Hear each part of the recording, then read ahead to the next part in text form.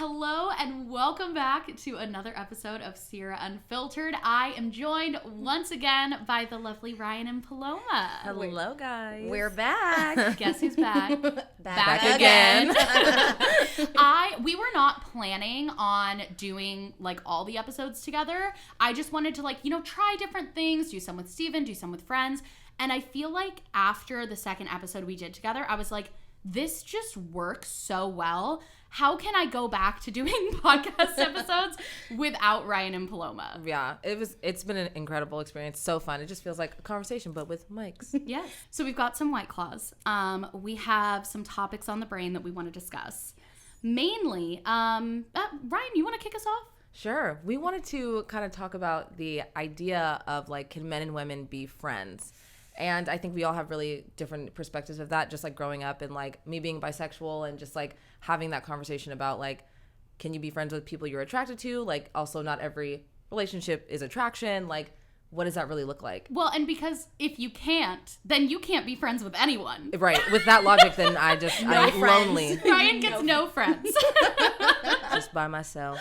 And I think there's a lot that has come up to me recently with raising a daughter of just like how much that is ingrained from such a young age of like, you know, oh, if Grace is playing with a little girl, it's, oh, look at her and her friend. And if she's playing with a little boy, it's, oh my God, future husband and wife. Like, look at her little boyfriend. And I'm like, let's not do that. Right. They're just friends. And she's also babies. 9 months old. I was just gonna say, and she's a baby. Yeah. Like that and that's so interesting that it's like kind of okay to do that. You know, like I remember growing up, they were always like, so do you have a little boyfriend yet? And it's like, haven't even thought about having a boyfriend. Right. And when they say that, like as a child, it made me uncomfortable and feel like then I can't be friends with boys. And like, I grew up, all of my neighbors were boys, and when people would say things like that, which my parents never did, so shout out Lori and Wes, but other people would, and I would be like, oh, like, am I not supposed to be friends with them? Am I supposed to have crushes on them? Like, right. I don't. Am I supposed to? And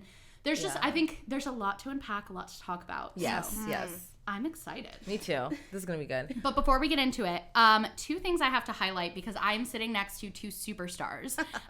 First of all, Riayn made her professional debut in LA this weekend. Snaps. Spring Awakening. Thank you. Yes, I did. I opened my show this past weekend and it's been a whirlwind. It's been so fun.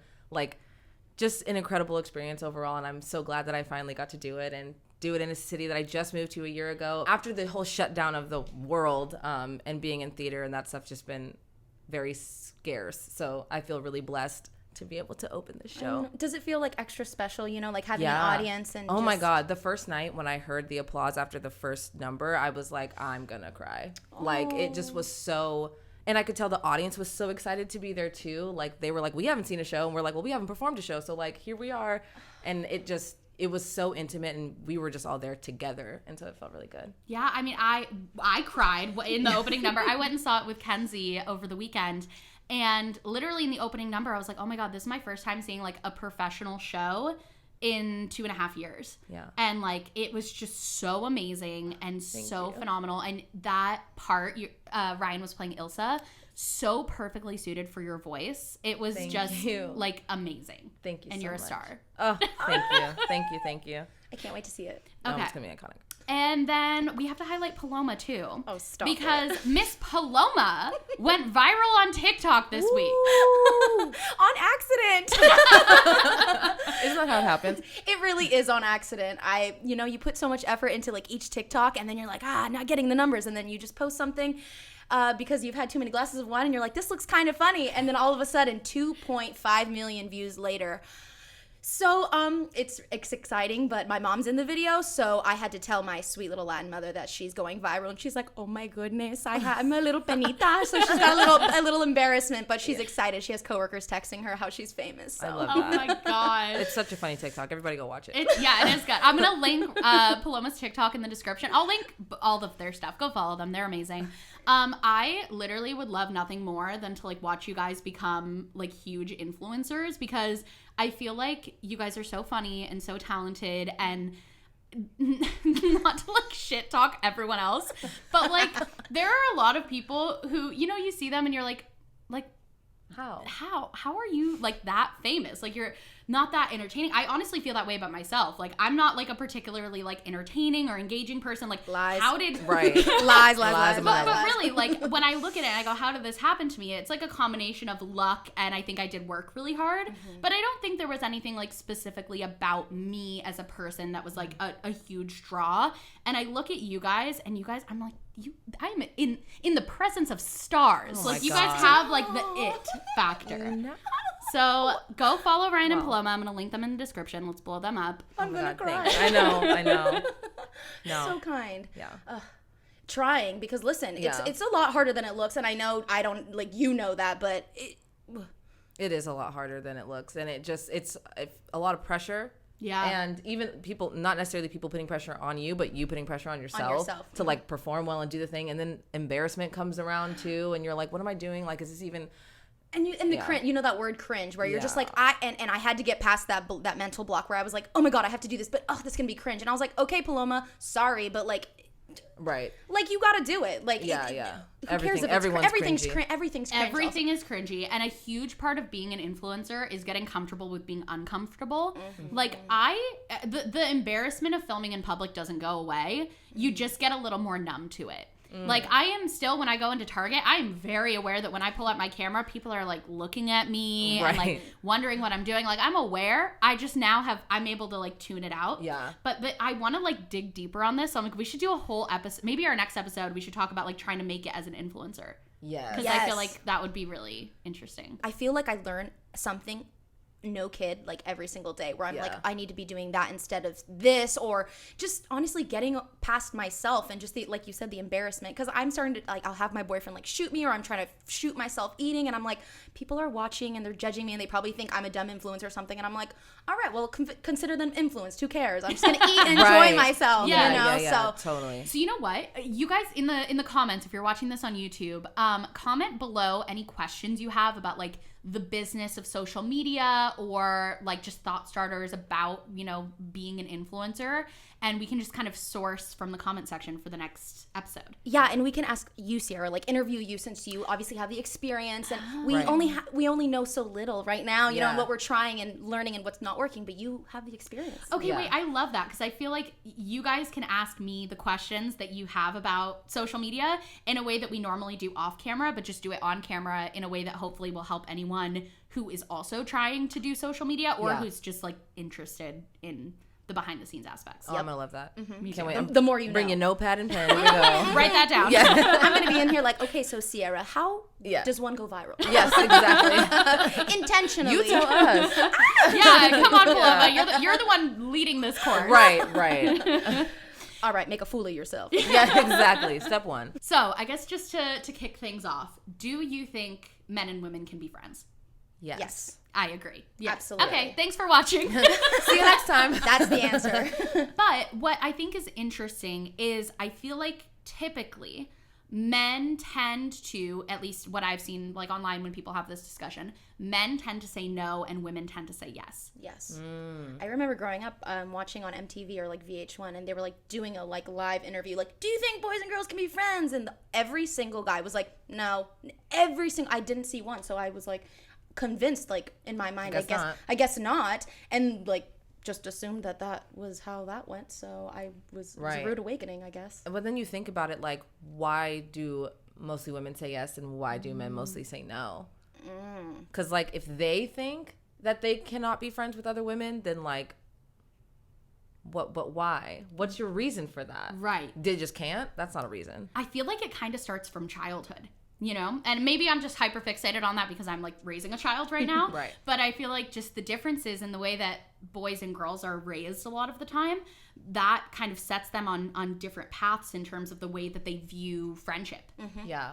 And on that same note, it's like growing up when I was a little girl, if the boys are mean to you, oh, well, it's because they like you. I'm like, like me? I want to be friends. I'm nice to the people I like. Right? So And also, like me, like I'm you're 4 or 5, and like, oh, Right. because they like you. And I'm like, what are you talking about? I just want them to be nice to me. Like, why is this gentleman putting my lunch pail in the trash? Oh, Right. he likes you. So I did it back. I got detention. Enlighten me. So, I used to sit in front of this boy when I had long hair. Picture that. That would always pull my ponytail. Always. And I would always be like, can I just move? Yeah. Can I just move seats? Well, you know, I'm like, my hair is getting pulled. Like, can we just, and I don't know, like, but that was like when we were younger and I went to school with him all of elementary school. When we got older, he like stopped and we were like, cool. But I was always like, why are you, what is happening? Where's that Why are you coming pulling from? my hair? Yeah. Like, what are we doing? And so I was mean back to him, but I was mean because I didn't like him. Right. I was You're mean like, back for a purpose. I'm not being mean because I like you. I'm being mean because I don't like you. Exactly. Right. Exactly. And I think that kind of attitude towards, you know, oh, boys are mean because they like you, sets up really bad expectations for relationships later in life.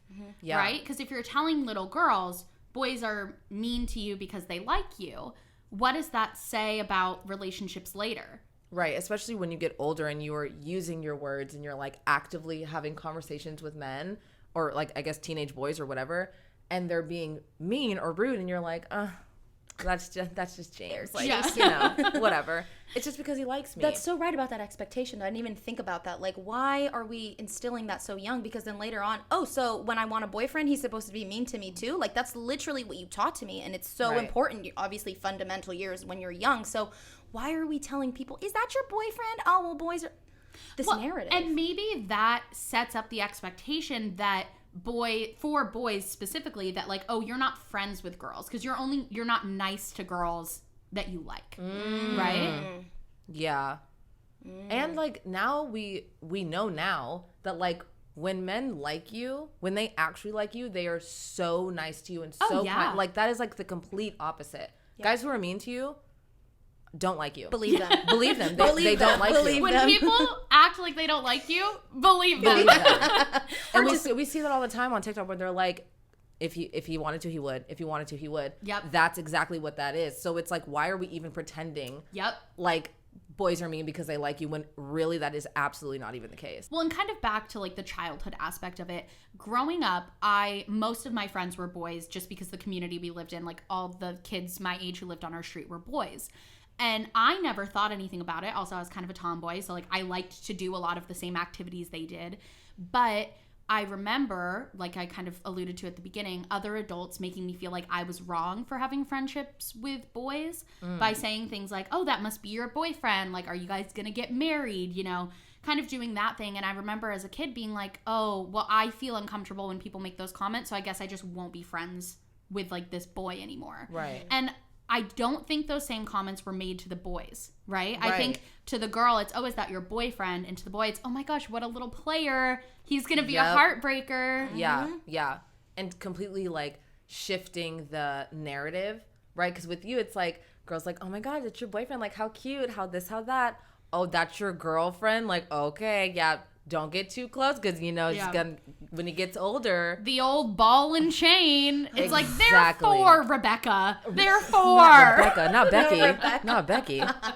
No, right. And I think, and that like, and that also just like fuels the let's be mean to girls thing. Mm-hmm. Like, no, that's not my girl. Like, that's not my girlfriend. Like, why would you? And now we're being mean so that you can stop assuming that I like her. Oh my God.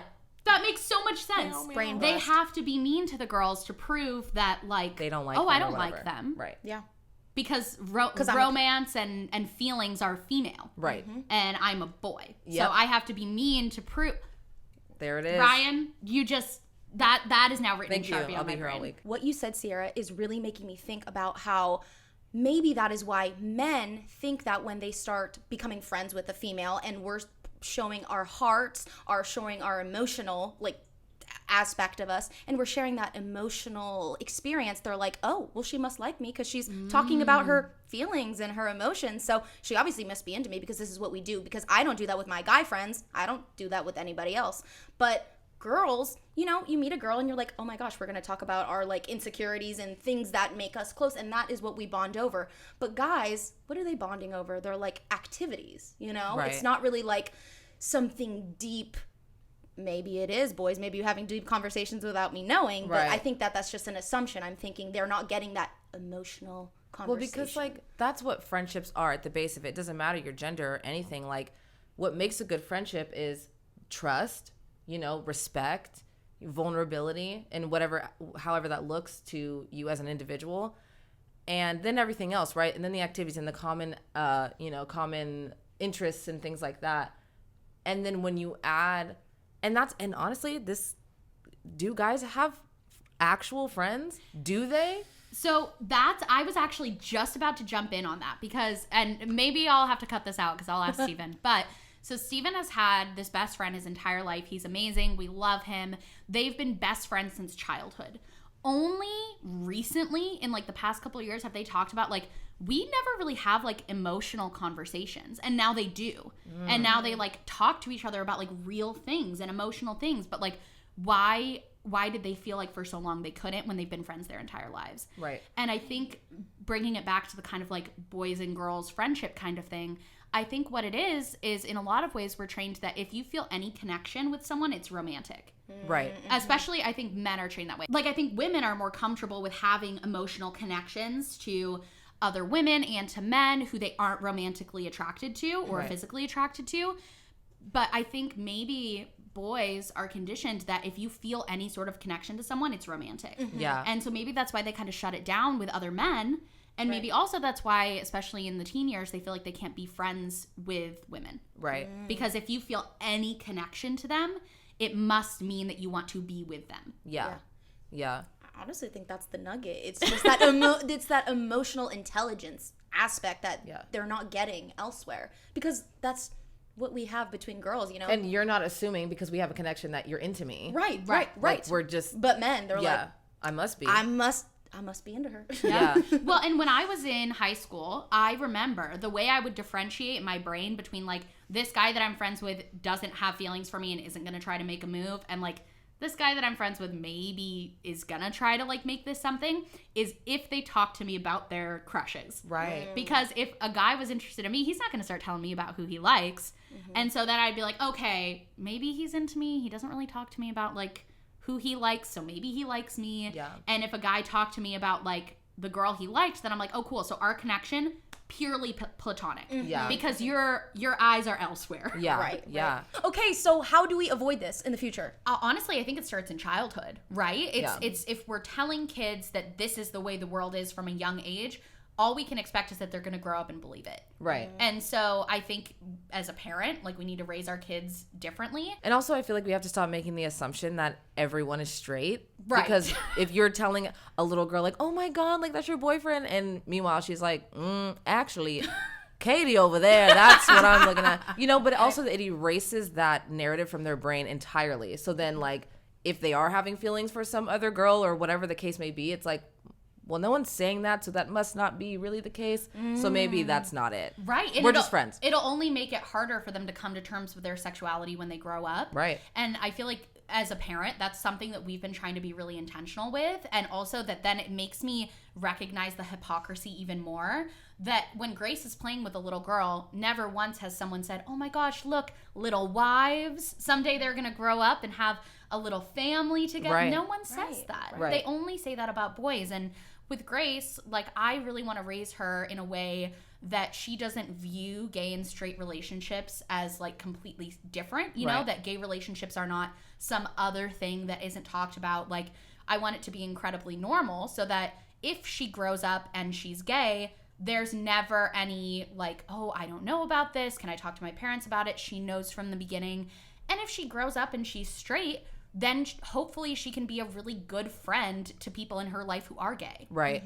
And also like the assumption that parents have and adults have in general doesn't help them, because if their child does end up being gay or whatever, the shock value is like insane, because you're like, well, you always did this and this. No, baby, you said that and you put that in your mind. So now when it's not what you think it is, now we're like, I'm so shocked, like you were never like da-da-da-da-da. Well, you didn't allow that. Yes. You made this narrative for me.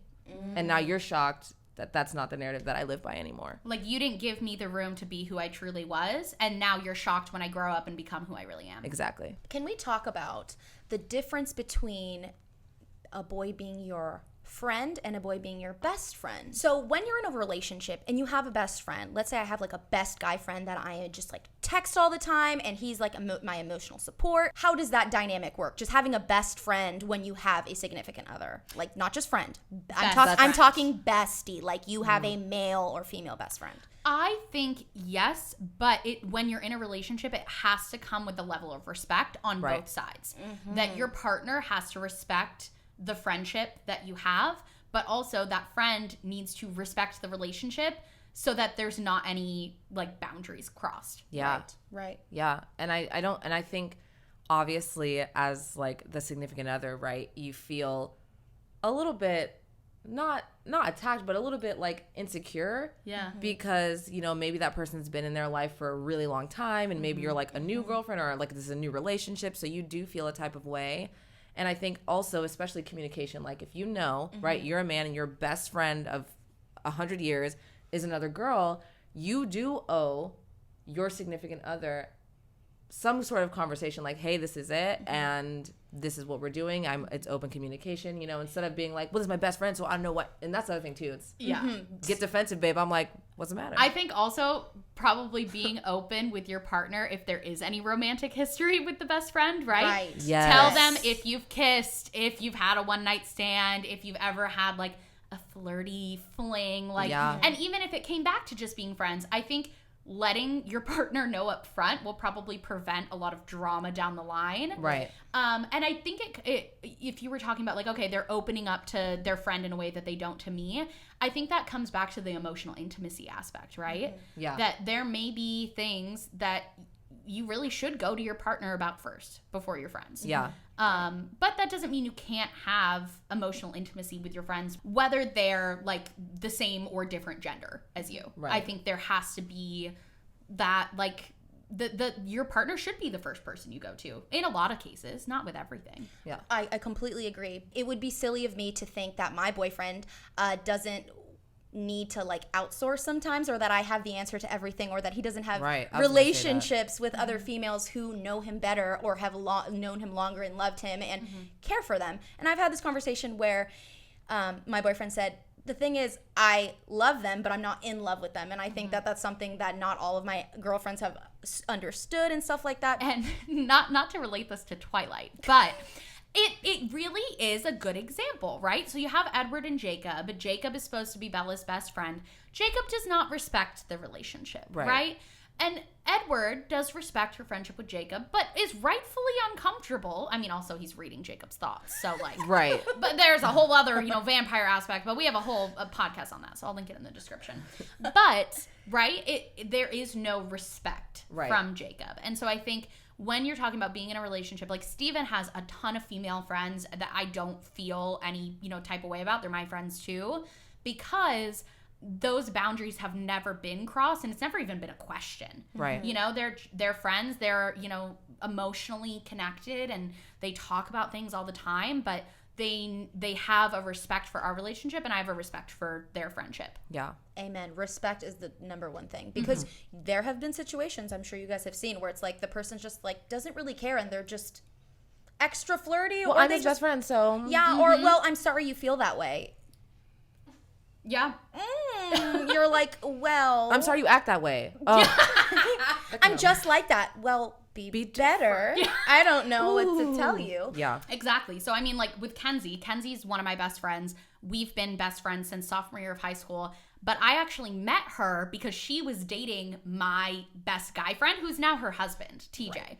So when we met, when TJ introduced me, his like best girlfriend, to the girl that he was interested in, that could have been bad, right? Right. But Kenzie was never threatened by that. And I was really excited that TJ had met this girl that he liked so much.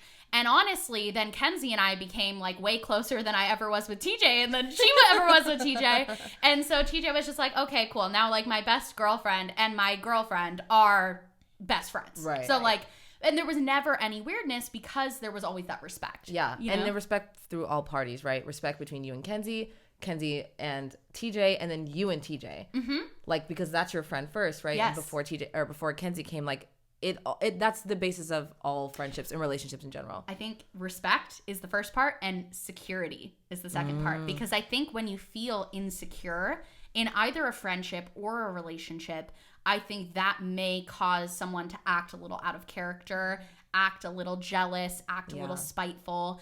In that, you know, if you are feeling insecure in your relationship, or if you're on the other side and you feel insecure in your friendship, you may feel threatened by this new person coming in. Right. And so I think you have to have respect and you have to be secure in yourself. Yeah. And for the third, just dash in some communication, because and that's just from the get-go, you know, where it's like you label this, it's like, I have a girlfriend, we are friends, like you just communicate. And listen, I'm not going to say that there hasn't been situations where feelings do develop where you guys are just friends and one party does, but I feel like as soon as one party does, it's best to communicate that. So then all of a sudden one day you're not just like, well, I feel awkward because my best friend has been looming over me, waiting for me to like them back, and I had no idea. Right. And that obviously, also, that feeling of finding out that your best friend actually just like wants to hook up with you is not a nice feeling. Yeah. Like that's the only reason why you guys were friends. And then it feels weird and you're like, bro. Well, and it's hard too, right? Because I think in like a perfect world, if I'm just thinking about everything hypothetically, I'd say, well, this will never happen if everyone's just upfront with their feelings, right? From the very beginning. But that's not always realistic, because sometimes feelings develop from a friendship, right? You know?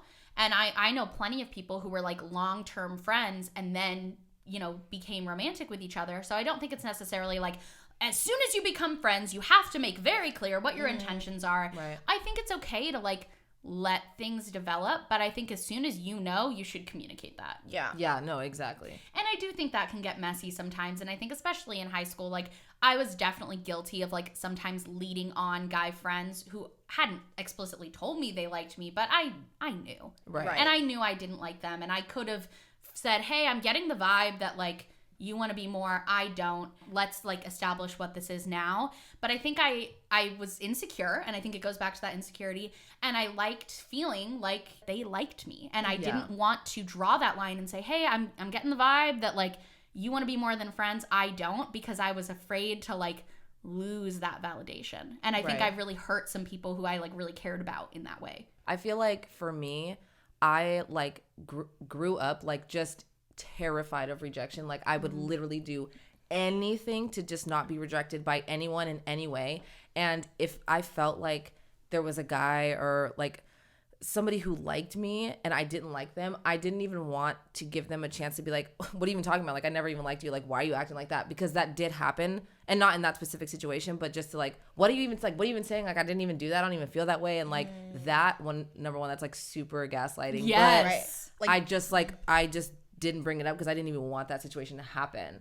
So I just would avoid it at all costs. Right. Like fearing to tell them like you're not into them because they're going to hit you with, oh, well, I never actually was. So why would you even say that? Okay. So you like me, and I'm like, oh my God, like, what are we doing here? Okay. And honestly, just the fear of telling the boy, like, I'm not really that into you like that, because that is a little scary. And if it's not just losing them as a friend, I'm worried that they might be a little bit too much, like too angry. Not my friend specifically, but I'm saying in like, Men in rejection. Men in rejection. They don't have a good track record. And I think that's the other thing too. Like the way men react, the way a lot of men react to rejection is scary and oftentimes like dangerous. And so we always, I think women in general grow up like trying to tiptoe around and make sure that they're not going to get too upset and make sure they're not going to, freak out, because, who knows? So who do we think is the person that's supposed to actually bring up this situation? The person having the feelings, or the person sensing the person having emotions?